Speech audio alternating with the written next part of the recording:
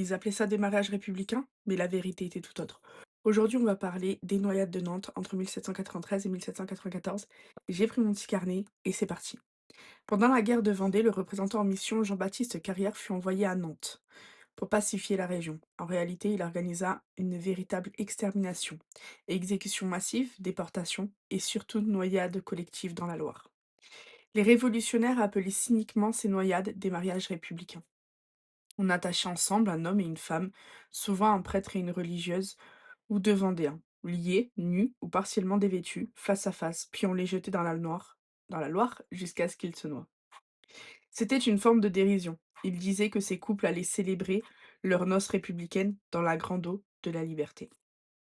On estime qu'à Nantes, entre 4 000 et 10 000 personnes ont été noyées sur ordre de Carrière entre 1793 et 1794. Les registres parlent ainsi de déportation verticale, terme administratif pour désigner ces massacres.